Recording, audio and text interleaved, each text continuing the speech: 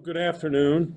I'm Bob Shrum, the director of the Center for the Political Future here at USC Dornsife. With me is my colleague and friend, our co-director, Mike Murphy. And whether you're here in person or on Zoom or on Facebook, we welcome you to this event and the latest issue of our Bully Pulpit podcast, where we'll be discussing the question, does polling still work? I'll talk with the panel along with Mike for about 40 minutes. And then turn to questions from the audience. The Center is committed to respectful dialogue across our political differences, and I ask everyone here to abide by that standard. Our guests today are two of our outstanding fall 2023 fellows, and I'm very proud they've joined us. Arnon Mishkin is the groundbreaking guru in charge of calling elections at Fox News, and we'll talk about that later because he's really changed that whole process. Reince Priebus is the former 6-year chairman of the Republican National Committee, who finished as the winningest chairman of either political party. He was also the first and former White House chief of staff under former President Donald Trump. So let me kick off this session with our question, and we'll go first to Arnon, first to Reince. National polling in the recent past has been notably off from actual outcomes. In 2016, most polls said Hillary Clinton would win. In 2020, polls forecast a much bigger Biden margin in the popular vote. And in the 2022 midterms, polls, or at least most pundits, predicted a red wave. How do you assess that? And if there were big polling misses, why? Well, first of all, thank you, Bob, and thank you to Mike and the crew here at USC for having me. I'm a proud father of a Trojan. I've also got 2 nieces that go here as well. So I'm excited to be here. So first of all, let me just kind of ratchet things back a little bit. As a party chairman, our job is to be involved in a lot of boring stuff, like data, voter targeting, knowing everything about everyone that we need to deal with. What beer you drink, what car you drive, how much money you make, how many kids you have, everything you can imagine. And so what we use the polling for, from a party perspective, is just instructive to tell us what is the trend and where is it going in this particular race. You look at 2016. So in 2016, I thought the polling was instructive. It was instructive enough to tell us at the party level that although people were telling us don't keep pouring money into the Trump campaign because he's going to get beat by Hillary Clinton. But if you look back at the polling in 2016, in October, Clinton had a October 18th, she had a 7-point lead on average. The next week, Hillary Clinton had a 5-point lead on average. The week before the election, she had a 4-point lead on average. But let me tell you what we were doing at the party. We were doing 2 things. One, we were doing 5,000 person surveys in all the battleground states every night. That means real live people, cell phones or landlines, and he'll get into why this is really important in order to be accurate. Cell phones or landlines, diverse, all the micro-targeting data that you need to make sure that when you're taking the sample of 5,000 people, you're getting the real makeup of what, say, a state of Florida might look like, okay? Secondly, when you lead into, so the polling's instructive, then you're coming into 3 weeks, 2 weeks, 1 week before Election Day.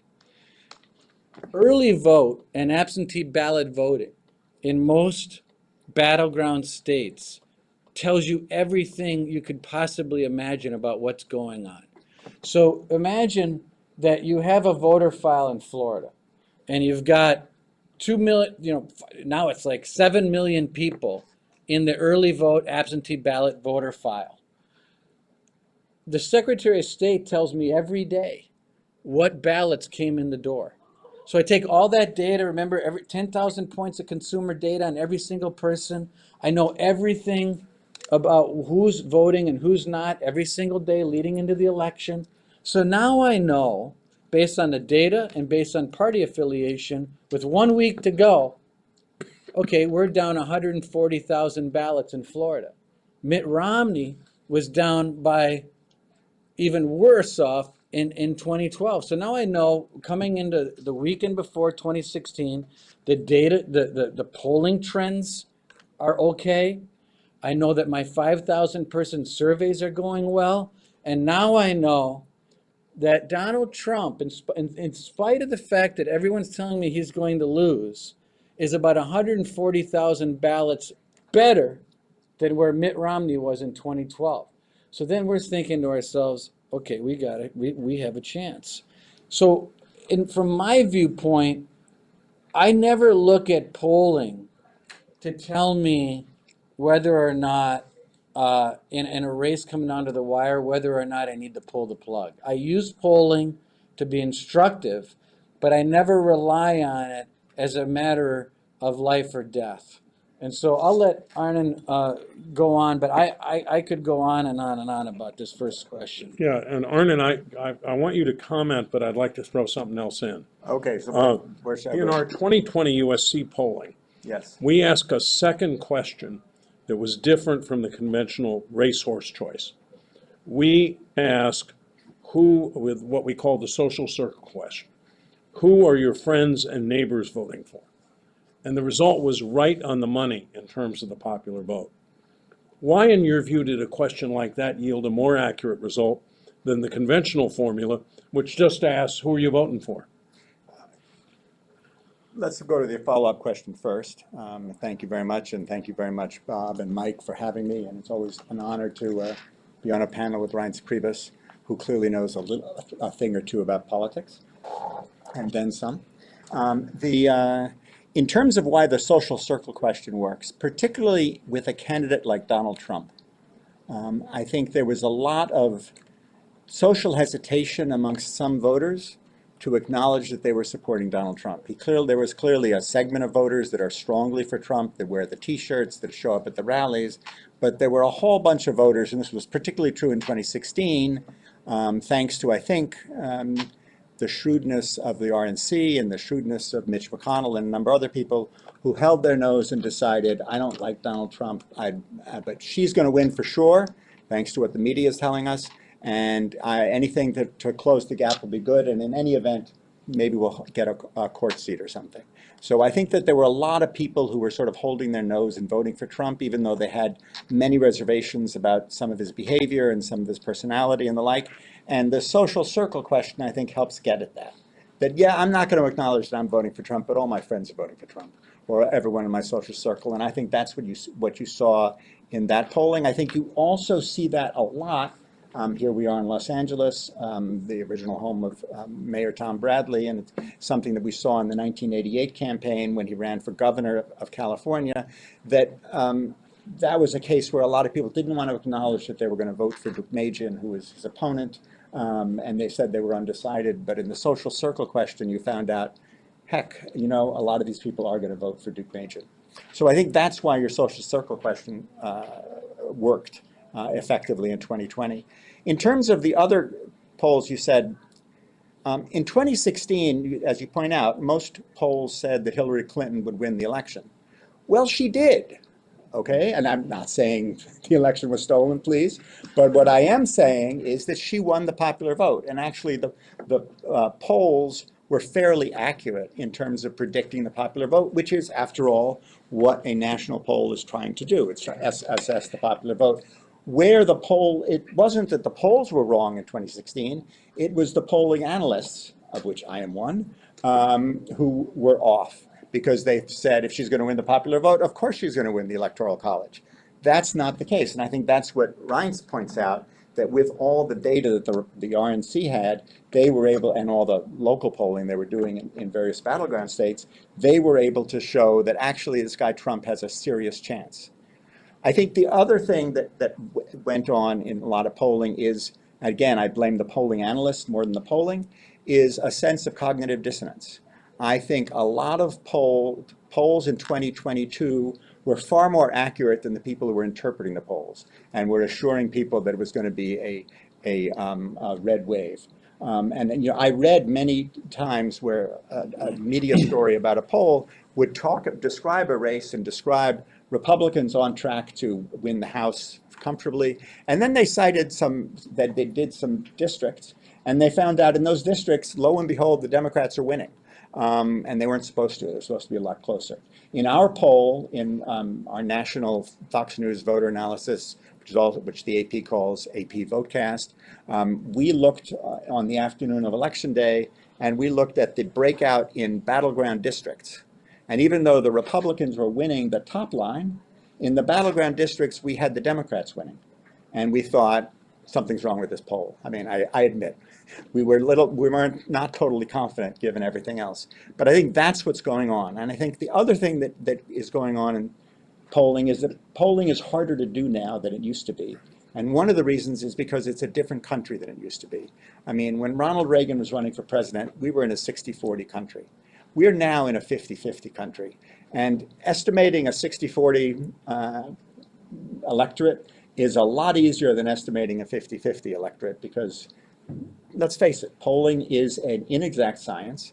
And particularly in a 50-50 race, it is particularly susceptible to, I think, the effectiveness that both parties, but led by the Republican Party. I think the Republicans have done much better, thanks to you, than the Democratic Party has done in this, in terms of micro-targeting and understanding what it means when someone's beer choice is Budweiser versus someone's beer choice is Amstel Light, in terms of how they're likely to vote and all the other stuff that you guys are able to do very effectively. And that targeting can drive turnout much more effectively than it used to be able to do. And that turnout will affect the result of the election very dramatically, as we saw in 2020. Yeah. And 2016. Mike, you want to? Yeah, I just want to chime in for a minute. As a political consultant, I bought tens of millions of dollars of polling, and I learned a few things. The biggest of which is the famous theory from the world-renowned political scientist Clint Eastwood, who said, "Know your limitations." So there are three things in polling you got to watch. One, let me back up for 1 minute and be a boring political science professor. Apologies to the political science department here, who I've now insulted, and to you. How does polling work? Let's just start there. How does this magic work? I have people come up to me and say, nobody ever polled me. How do they know what everybody's going to do? Well, there's statistical science behind it. The basic idea is if you take a population you want to poll, say people registered to vote, and you, even though, let's say it's 100 million people, and you randomly survey enough of them, randomly, to get a representative, if much smaller samples, say 1,200 people, their opinions will mathematically mirror the larger group. Sounds pretty easy, and it works. It's science. Here's the problem, getting that sample, because we're busy now. You try to get, a big part of the electorate, say, are single moms with a college degree and 2 or more kids. Try to get them on a cell phone or on a landline or even texting to the internet for 20 minutes to fill out a poll. Very hard to do. So getting a true representative sample hard. Doable, but hard and expensive. Error can slip in there. Second problem, you want to poll who you think is going to vote. And in politics, our best guide is who voted before or who just registered to vote. But sometimes something happens in an election and people come in that change the electorate a little and you weren't polling them because you can't tell the future. You're trying to figure out, we got to call the people who always vote because they're the most accurate predictor. So you can have a little sample error there. So that's one pile of error you got to figure out a work around. And as you said, it's so much harder to do now in our modern society for the reasons he mentioned, as well as just 900 different ways people communicate, not a lot of time. Second one is questionnaire design. If I ask a poll, if you knew Bob Shrum killed a guy in a bar in Toledo in 1979, would you be more or less likely to vote for him? Less likely. Did you mean to use Donald Trump's name? I shot someone on Fifth Avenue. Right. Well, the Johnny Cash song is really about Bob. But then question number 2, who's better on crime? Hardworking Senator Murphy or Bob Shrum? So there's question design error. Good pollsters don't do that. Not all pollsters are good. Then third, the biggest problem. When you're making money allocation and strategy decisions in a campaign, you're looking at direction in polls because you know what polls, if they're well conducted and well designed, give you a very good idea of what happened last week. They do not predict the future. But most of we political junkies who have a candidate we want to win and check the paper every day, what do we want to know? We're going to win and lose. We're trying to predict the future. Most people consume polling to try to have a magic view of, well, Biden's going to beat Trump, he's 5 points ahead, I can sleep tonight, or vice versa. And polls are very, very bad at predicting the future until the future is upon us. So that's why I don't really follow national polls now much about elections that haven't happened yet. I learn a lot about what people think about the candidates. I think, boy, those Biden guys right now, they got to fix what people think about him and the economy. They're in real trouble. But I don't know the future. I know the problem. If the election were held tomorrow, I can tell you who's going to win. But the future is yet to be made. So most people who consume polling consume it as a psychological crutch to try to feel good or feel bad about something they care about into the future. And that's not what polls are supposed to do. So Reince, how do you make sure you have an accurate poll? Some polls are good, some polls are bad. You take a lot of them, and usually hire more than one pollster, and then you compare everything, and you do a lot of the things that Mike just talked about. One of I was thinking about when Arnon was speaking, when he said that, which is very true and obvious, but it's also important to recognize the obvious, which is in 2016, if a poll said that Hillary would win by 3 or 4 points nationally, it was pretty accurate. But the reality is that we don't have a national election. Right. We have an election in about 6 states in this country. And in those 6 states, 90,000 people or less decide that election. So if you look at Wisconsin, 20,000 or less people are going to decide the outcome of Wisconsin. So each side's going to spend billions of dollars. And now imagine the parties. They're spending billions of dollars in one state to move plus or minus 20,000 people. So you're probably targeting about 100 to 120,000 people total. Imagine if you took $3 to $4 billion, a Senate race, this in 2022. If you added what Ron Johnson spent and what the Democrats spent, it was hundreds and hundreds of millions of dollars, all fighting over 20 to 40,000 people. Now imagine if you took $2 billion and you start fighting over 20 to 40,000 people. What's going to happen? You can't. To due respect to the pollsters, you can't. When you get down to that level of granularity, the poll is great, but it isn't going to tell you what 20,000 people are going to do after you dump $2 billion on their head. And that's the reality of what Mike's life was like running campaigns his entire life. Yeah, it ruined me. But no, Reince is right. Just one point on the presidential polling, because that's what everybody obsesses with. Like right now, Joe Biden's showing pretty weak polling for an incumbent, but you can be fooled. Like Biden is only winning California by 9 points. He should win it by 20. But in a presidential race, you get no bonus points for winning, but you get the electoral votes whether you win by 1 point or 30. So, you know, when you see this underperformance, as Ryan said, it's really about 15 television markets in the country that really determine in 9 out of 10 cases the outcome. So you got to be careful of national horse race polling, because that tells you if the election were held tomorrow and there was no electoral college. By the way, you know who invented the electoral college? Alexander Hamilton. The one song they left out of the musical was "This Was My Idea." But we've had 5 of these occasions in the last 100 years where the popular vote in the electoral, and they've all been in the last 25 years.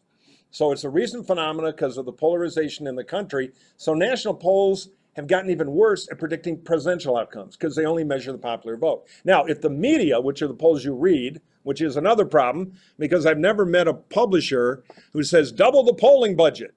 No, it's always get me the cheapest poll I can, because with polling, it's the one time where the media creates a story and then covers it by buying a cheap poll.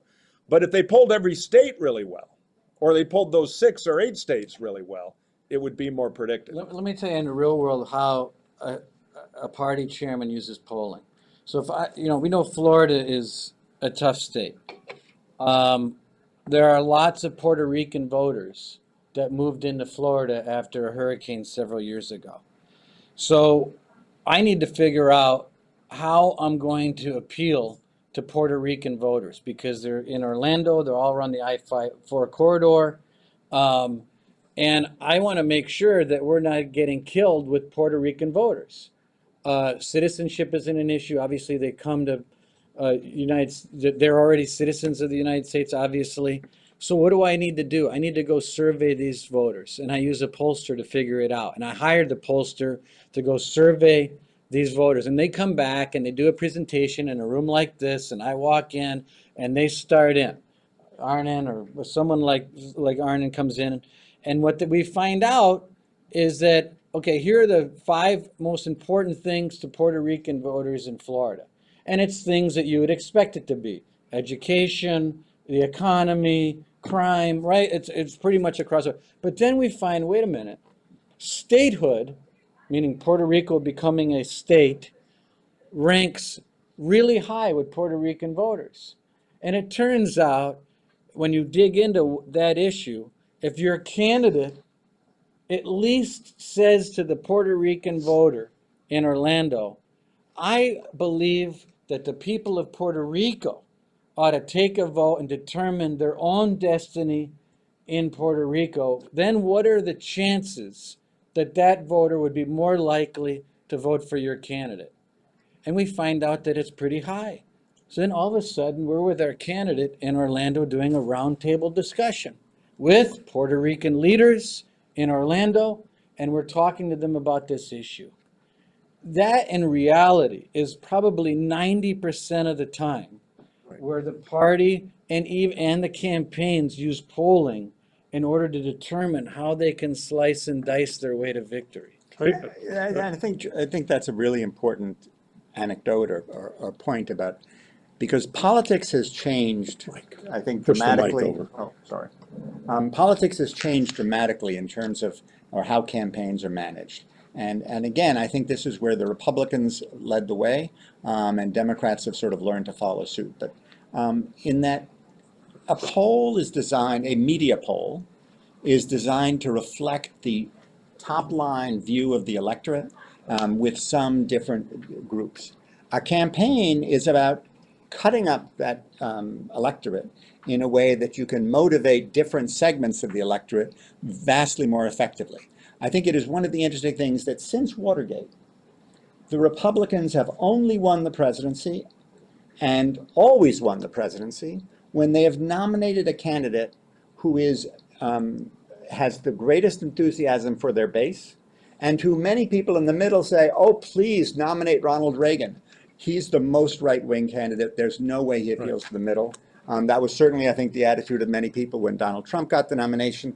And frankly, it was also the case with both Bushes, that they were the sort of more base-oriented candidate than the alternative in those McCain and Dole.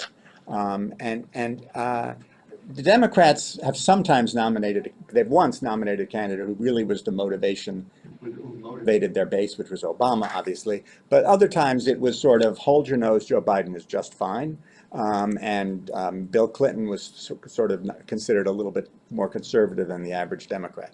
And I think that is something that makes it harder to poll, because the campaigns are run in a different manner than historically they're run, and different than the way we're taught in political science class they should be run. So I want to get to sort of post-election polling or election day polling. And before we talk about today's polls, which I think are very interesting. Okay. So you're the head of the Fox News election decision team, and you developed an alternative methodology for calling results in different states, most famously Arizona in 2020, which you awarded to Biden very early on much to the consternation of the Trump forces. Why did you innovate this model? Explain how it works. And can you give us a glimpse into the controversy surrounding the Arizona call? First off, in terms of early, the Arizona call was made after all polls were closed in the continental United States. I think there was a half hour left of voting in Alaska when the call was made. But the polls had closed in Arizona, and 75% of the vote in Arizona was in. But by early, I mean, yeah. you were days ahead of us. That is correct.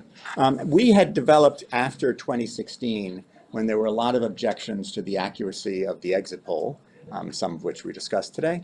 The decision was made to pull out of the exit poll, and Fox and the AP worked together to develop what we call the Fox News voter analysis, which is and what AP calls AP Votecast, which was a survey of 100,000, over 100,000 voters and non-voters.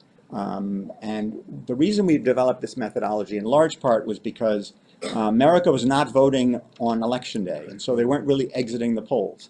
They were, a large part of America was voting, 40% in 2016 had voted early or by mail or absentee. And in 2020, it was 60% of the vote that was early and absentee.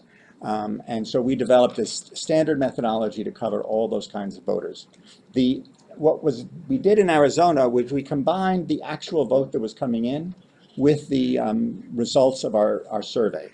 And what we found with 75% of the vote in, but by the way, that was 85% of the mail-in and early vote, we found that our poll was basically accurate for the mail-in vote. It was 1.2 Biden.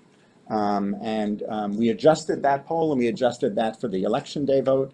And we found that Joe Biden was going to win this election. But by win this election, I mean win this election that there was no way Donald Trump was going to overtake Joe Biden, even though he was going to gain. But there was no way he was going to gain in terms of our margin of error, which is, to get technical on you, basically 4 standard deviations from our estimate. So it is wrong to say we projected that Joe Biden was going to win a landslide. What we projected was there was no way Donald Trump could take the lead, given all the data we had on what the election day vote was going to look like. And lo and behold, he didn't. He got really close. He came as close as possibly could come, but that's why we made the call.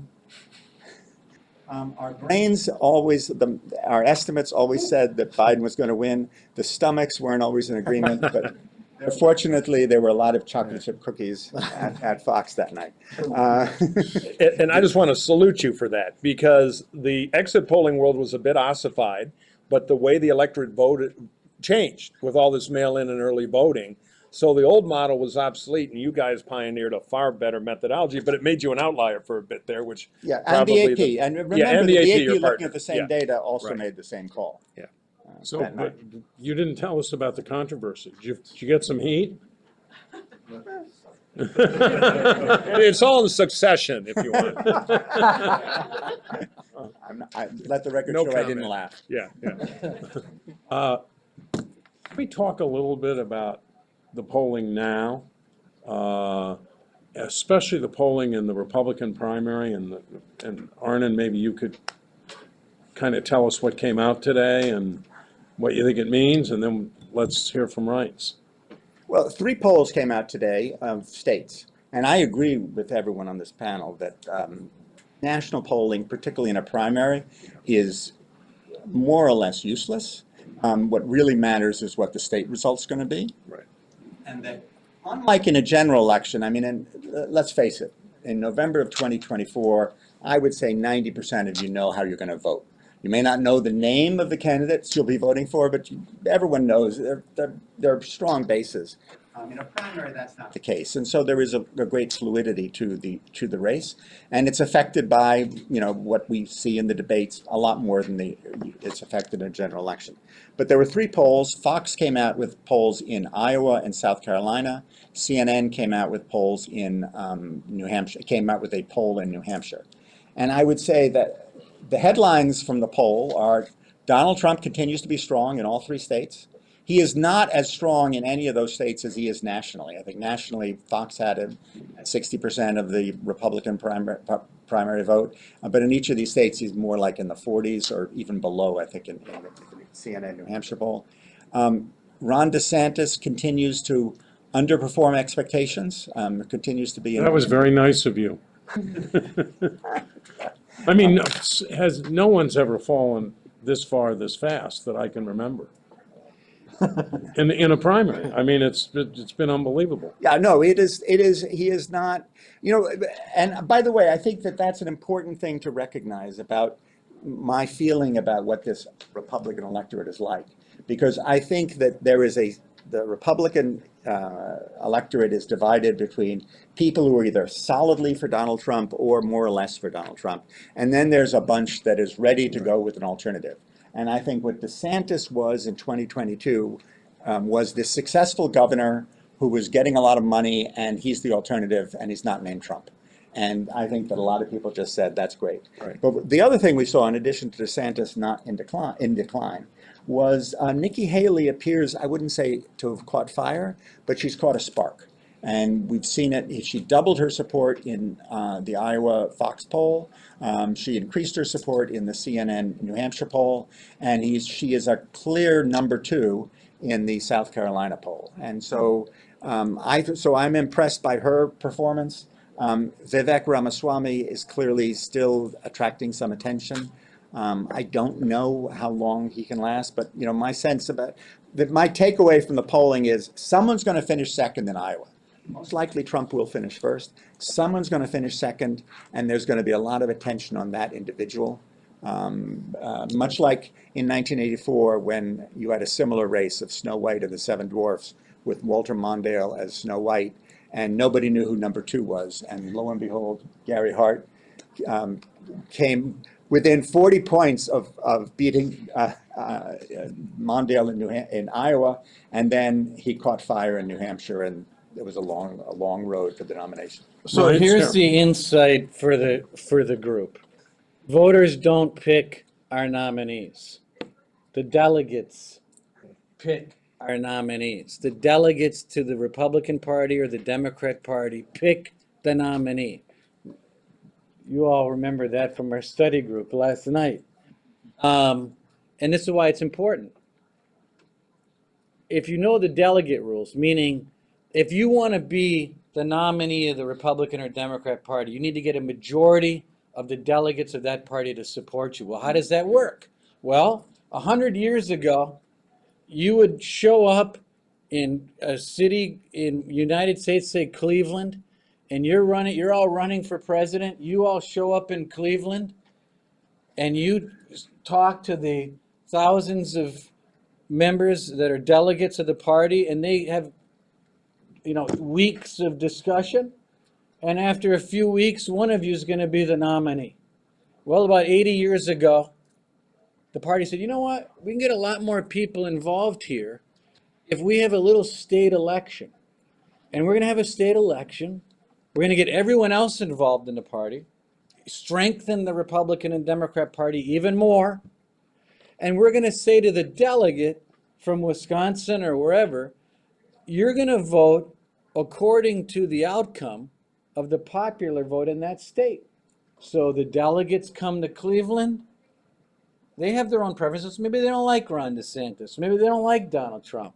But they're bound to the outcome of that vote. So what's really important, the reason I thought of this as Arnon was speaking, is that in most states, the delegates are awarded on a winner-take-all basis, which means In the Republican Party. in the Republican Party, which means if you get 35% of the vote and there's 7 people running in Wisconsin, you might get all 50 delegates. Some states do it proportional. You would get 35, and the 15, where would they go? Well, Nikki might get a couple, Ron DeSantis might get a couple, Vivek might get a couple. If you were drawing the game plan for the Trump campaign, you would want nothing more than, instead of having one strong opponent, Ron DeSantis, well, now you got 3. Well, if you go run the math on how those delegates, I won't bore you with every state, you go run the math, and I can assure you that 3 strong candidates at 8 and 9%, Donald Trump couldn't ask for something better than this situation for him. But do you believe that it's going to remain 3 or 4 strong candidates? Or will the donors say, wait a second, there are a set of donors Right. who would prefer the party not nominate Donald Trump? And are they going to basically do what the Democrats did, where after South Carolina, all the Democratic poobahs were basically saying, we have to unite, because otherwise Bernie Sanders gets the nomination and he's not good. That's kind of what happened. And Joe is just fine. I mean, that's basically what the race turned out to be. And I'm just wondering if you're going to see a similar dynamic play out, depending on how things transpire. Otherwise, you're absolutely right. Donald Trump is the nominee. No, I don't think so. I don't think that's going to happen. I think, I think the Democrats have a similar thing. I mean, Bernie Sanders had a legit ground game, small dollar army. I just think that the sort of rank and file grassroots of the party have enormous power in leadership, in party elections. It runs deep. It's not just a phenomenon. It's been going on for a long time, and I don't see that dynamic changing. Mike, before we turn to the audience, Yeah. let's turn to you. Well, I mean, I agree with what I'm hearing. Again, delegates driven by primaries. So it's like a 3 carom shot thing. So a national poll now tells you nothing. The other thing is there are only really 2 markets where there's competition, Iowa and New Hampshire.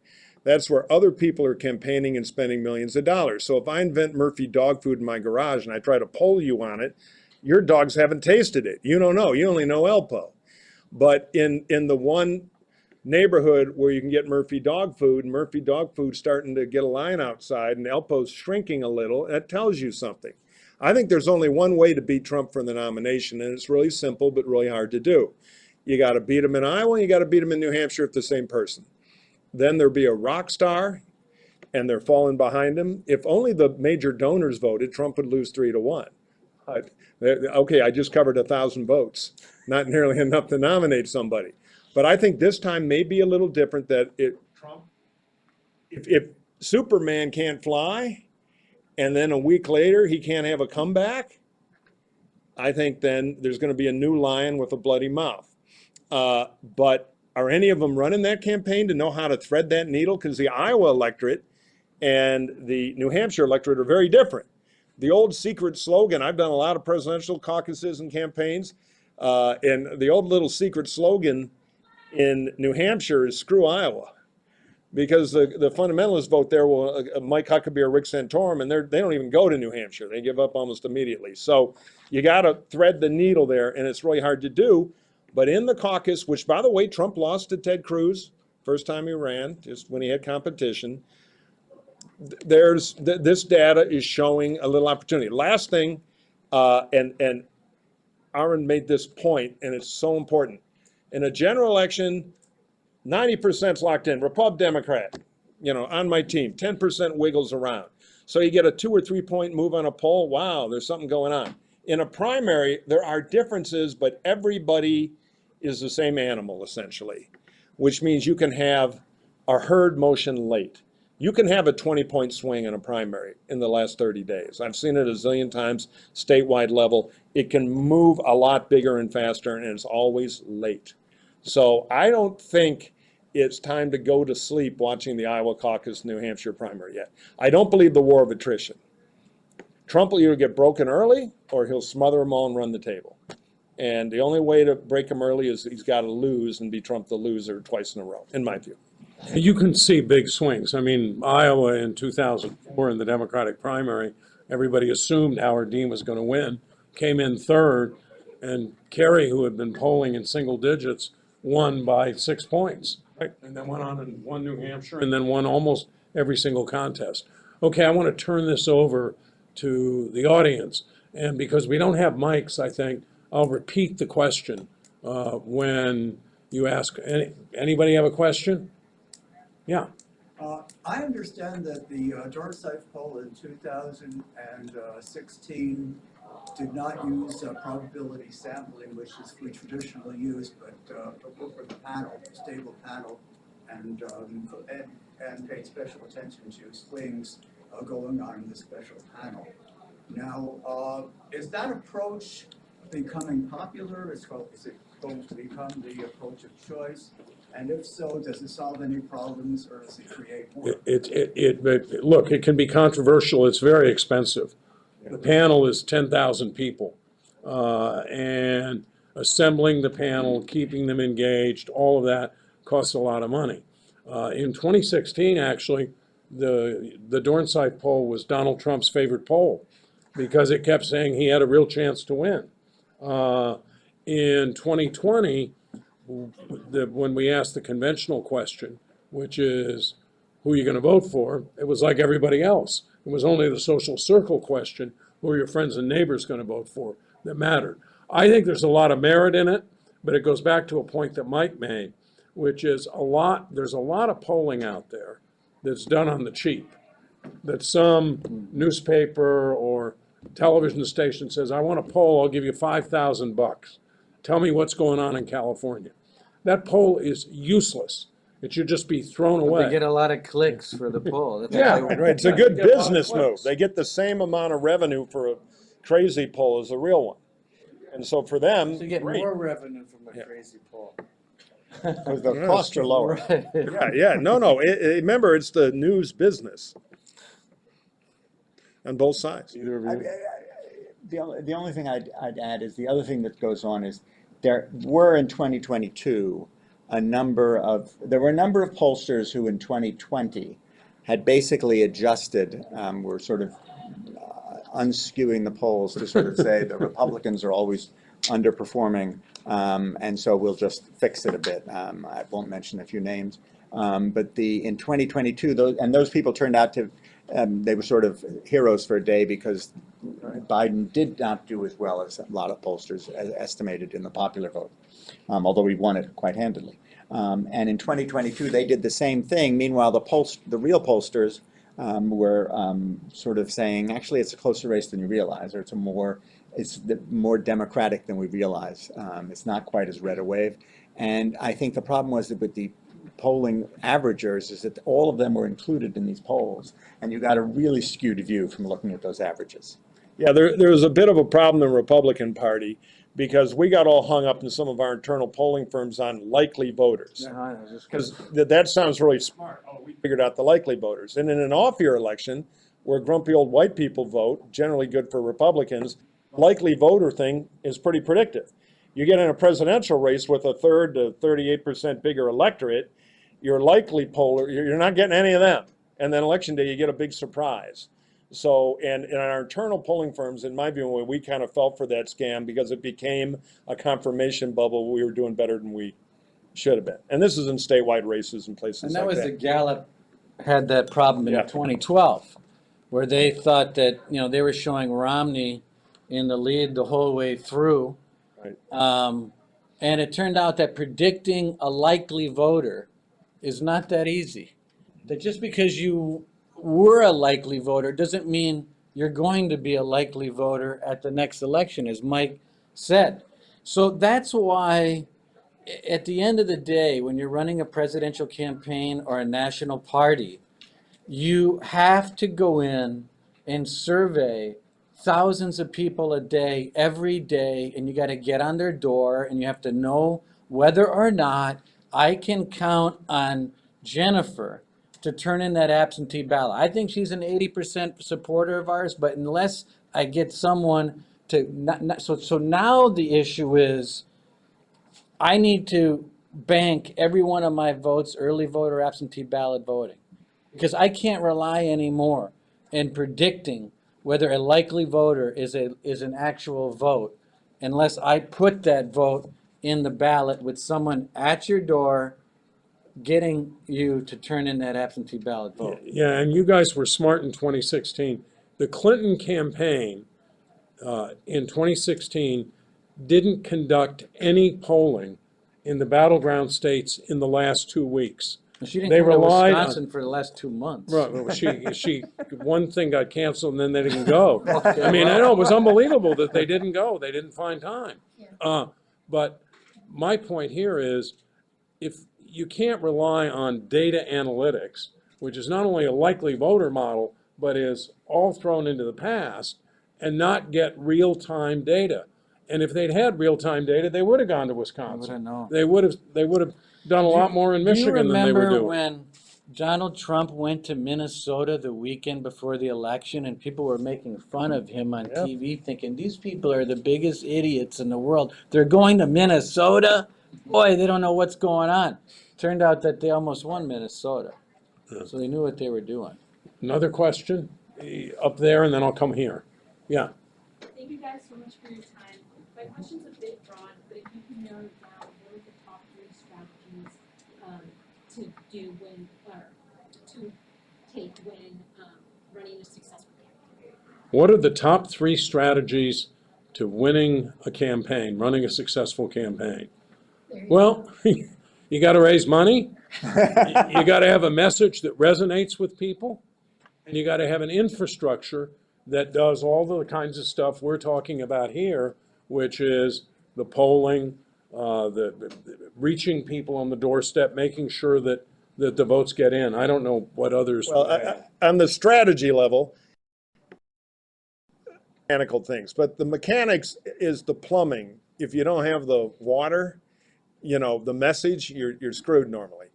So you have to have a compelling message that's relevant to people's lives, that they believe is true and unique to your candidate.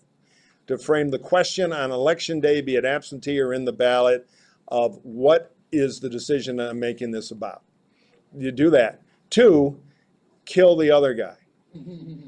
Make the decision easy. Always relevant on things that are relevant to voters. I would just add one thing. I think that's exactly right, but I think America is a more complicated country than it was 20 years ago and than it was 40 years ago, and that's not just in terms of ethnic diversity or racial diversity, but in terms of issue diversity. And I think that the most successful candidates are the ones who don't. When we say you got to have a message, we assume it's a message that is delivered across the entire electorate.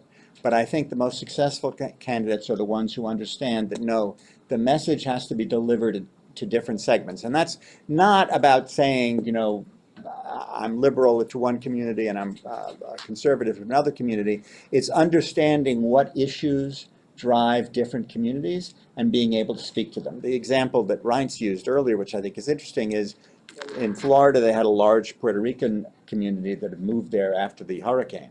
And what was the issue that they were concerned about, which was statehood, and figuring out a way to express that without sort of saying something that's going to tick off the other parts of your voter base. But Yeah, the only thing I would add to that, and I don't want to disagree, when I talk about message, and I think Mike means this too, you got to have an overall message, and then you got to be able to segment it within that overall message, so that you're reaching different groups of people.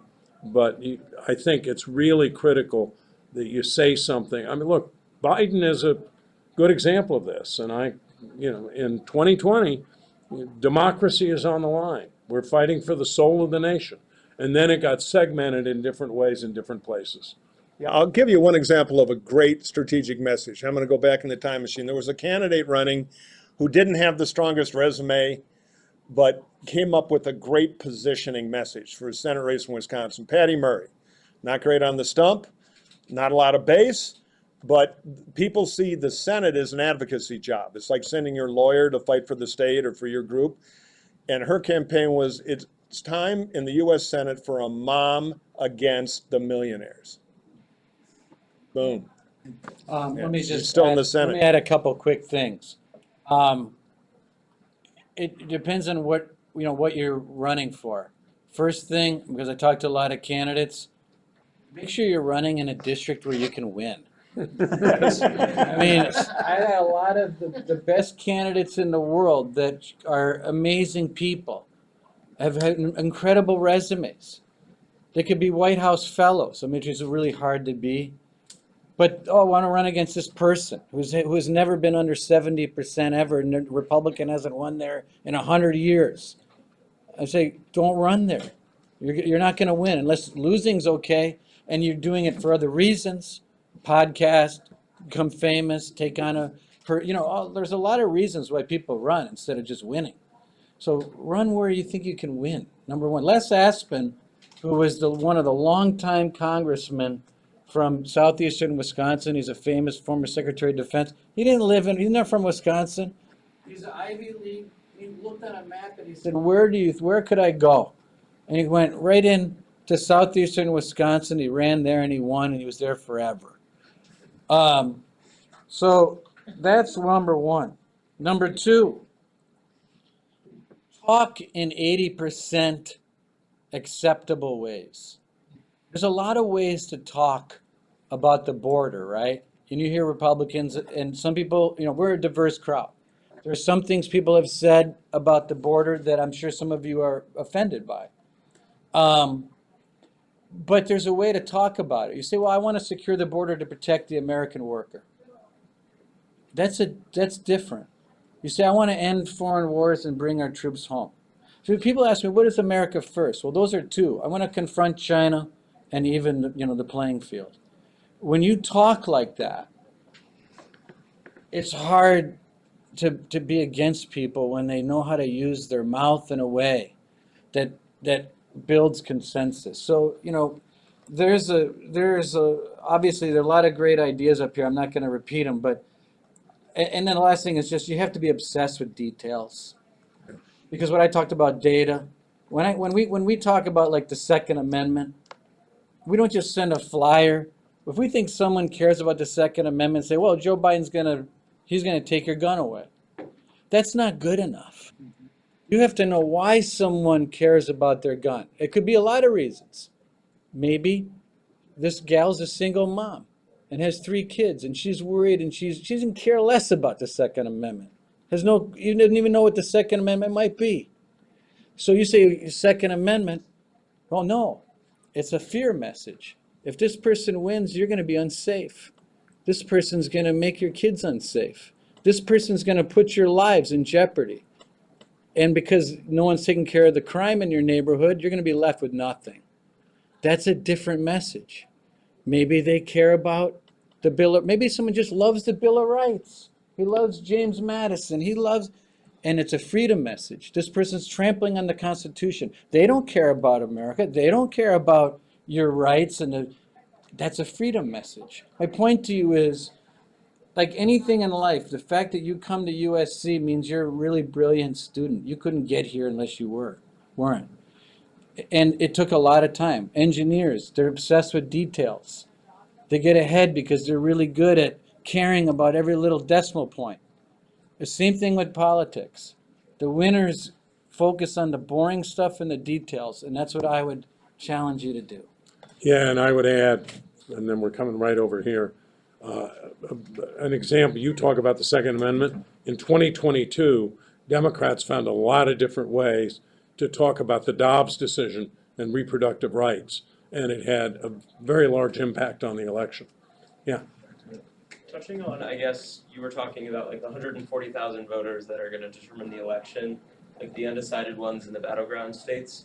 What kind of, what are the demographic splits about that? And then are they more focused on, I guess, issues, or more focused, I guess, on candidate-centered politics? Or what kind of messages really resonate with these like people who are determining the election? That group is almost a perfect microcosm of the entire country, and it moves depending on the issues of the day. But in our world, in the Republican world, we feel like that 140,000 moves when you're talking about crime, when you're talking about the border, when you're talking about China, when you're talking about schools and parents' rights. It moves a lot. Look, President Trump represented the biggest middle finger the American people could find in 2016. That's where the electorate was. Joe Biden represented a reversal. of that middle finger. And now all of a sudden, we've got a mixed bag. And people are worried about some of the same things that they were worried about in 2016. And Joe Biden is 20 points worse today than he was in 2016. And when you only have to move 100,000 people or less, and you're 20 points worse than you were in 2016, I mean, we'll see what happens. We'll see who the nominees are, but it's up for grabs. Just to Go build ahead. on that, I think that the other thing you need to think about is, I'm not certain so much that a campaign is about moving an undecided voter from voting Republican to voting Democratic or vice versa, so much as it's about motivating people. And so one of the interesting things, Reince talked about the Johnson victory in Wisconsin in 2022.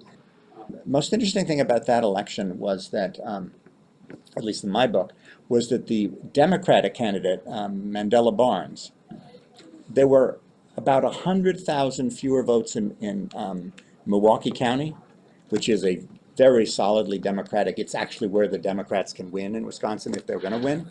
And there were 100,000 fewer votes in Wisconsin, in Milwaukee County that in 2022 than there were 4 years earlier when the Democrat won for the Senate. And that's where Johnson, by limiting that turnout, or Mandela Barnes by not getting that turnout, lost that Senate seat. Okay, we have time for one more question. Can I quickly interject, because it's really important not to think of it as there are, and we can argue about the number, I'm going to go a little bigger, there are 500,000 magic unicorns that decide the election, so what are they like? Well, the truth is, they're just regular old voters who happen to live in finely balanced places. So you can find anybody in that group. To the extent they skew, they're a little more suburban. But it is, so there's no one thing they all are. It's just a microcosm, as Reince said, of everybody. But they operate with this like leverage of 100 times more important than any other voter. So all the stuff is important there. It's not one segment. One more in quick there. question. Yeah, go ahead. When you talked about limiting turnout in Milwaukee in the Ron Johnson Mandela Barnes race, I wondered, as we all know, a lot of states are changing the rules about voting, whether it's where drop boxes are, whether there can be used, the periods of early turnout, signatures, whether you call it voter suppression or preventing fraud. And I wondered, does this have any effect in how you poll? Do you take account of these rule changes? Do you believe that they're significant? And when states are considering making those changes, do they do polling to see whether those changes will have any practical impact in terms of outcome? One of the joys of my life is that I get, as head of the decision team at Fox, I get to listen to various political scientists that we have on the team, both Democrats and Republicans, argue with each other about just that issue and what the impact of that is. I think that, but the reality is, and that both folks on my team are right, that whatever those laws are that are referred to as voter suppression laws, and we all know what, to make it harder to vote, harder to register, voter ID or whatever. Yes, they make it harder to vote, but oftentimes they motivate voters, particularly the voters that perceive that they are targeted, the targets of that, of those laws. And I think that Stacey Abrams in Georgia, who is one of the best organizers the Democrats have seen in a while, knows how to get those voters out to the polls, her voters out to the polls. She didn't do it for herself, but she certainly did it for the Senate candidates. And I think that so we don't know what the net is, but the reality is it's a double-edged sword. It makes it harder to vote, but it motivates a lot of voters. I'd be tempted as a Democrat, just as a practical politician, to take the deal. They screw around and it costs me 6,000 votes, but they give me a message I can motivate millions of people with, and maybe. And the other thing to remember is that, these laws make it harder for what I guess are called lower socioeconomic status voters to vote, less higher educated voters and the like. The reality is, particularly post-Trump, a lot of those lower SES voters, the white non-college educated, are Republican voters. So to the extent that they're making it harder for people to vote, and the Republicans are doing it, they're actually making it harder for themselves too. Yeah, just like It's Trump so easy to attacking vote. mail-in I votes, mean, drove us crazy. months and months of early voting now. And we're gonna, Come on. and that, I think that trend is gonna continue. We have to bring this to a close. Sorry, we have to bring next. I know. We have to bring, we Now, have, should we poll the audience? How many say we wrap up? Yeah, let's So- take a vote. You wanna go to class? No. We got a budget. Okay. Waiting. Yeah. Let me finish. We're on camera here, be Okay. careful. Want to thank Reince and Arnon for this and for the fact that they're here this semester on campus. It's a real contribution to USC. I want to thank our audience. The podcast will be live soon, and a replay of this event will be on Facebook and YouTube. Please join us for our next program on September 28th, Creating New American Stories of Us, where Mike's going to lead a discussion examining the intersection of entertainment and politics. So good night, have a great rest of the week, and you guys now have the room.